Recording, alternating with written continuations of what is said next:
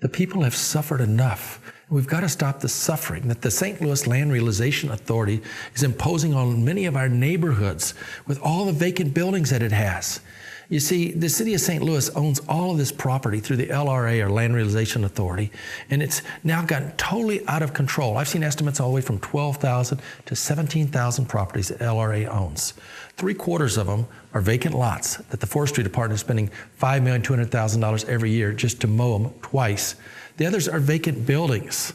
It costs over $200 to board up a vacant building. They're adding $2,000 every year that they have to be boarding up. I mean, this is money that the city of St. Louis is spending. It's going through some major budget deficits, and it's losing over $7,200,000 just on properties that are standing vacant, that if we, instead of land banking these for rich developers like LRA has been doing, is to change that LRA board so that anyone that wants to go in and homestead a property and will work on it, and they can get it. They're not going to make them jump through all these hoops and have them get all this financing and do all that. All they have to say is, look, I want to take that vacant building and I want to fix it up. And you show us some progress over a period of 3 years. And if you're not finished at 3 years, show us some progress, get an extension for another 3 years.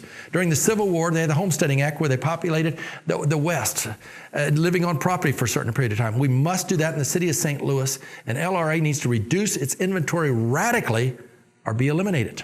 No longer can it continue to be an instrument for the rich and powerful where all this property is land banked, and then you got a Mr. Paul McKee that wants to come in and just grab it all and get the right of eminent domain and pushing poor people out of their neighborhoods. These properties need to be made available to the poor and the needy. We're going to see lots turned over to businesses that want to move into this, into our communities, to homeowners that want to move in, and we're going to do it. We're going to market it. We're going to have one website when I become a mayor.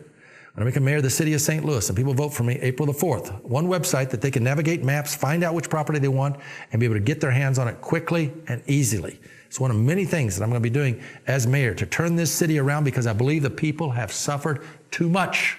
Yes, they've suffered enough. We're going to stop this suffering, and we're going to start turning this blight into beauty and buildings that we can't market right away. We're going to invite artists in the city to, after get boarded up, to come in and do their artwork on it, sign their name, advertise their artwork. But let's change these neighborhoods from blight to beauty. Let's do something about all these vacant buildings and vacant lots. LRA must market its properties, get rid of them right away, or be eliminated. No longer can we afford to allow it to be a land banking institution for big developers that will just sit on it and destroy our neighborhoods with one vacant building after another in these neighborhoods where crime's taking place, fire's taking place, the people have suffered enough, and this is just one of many things that I'm going to be doing once I become mayor. So encourage everyone you know to come out and vote for me on April the 4th this year.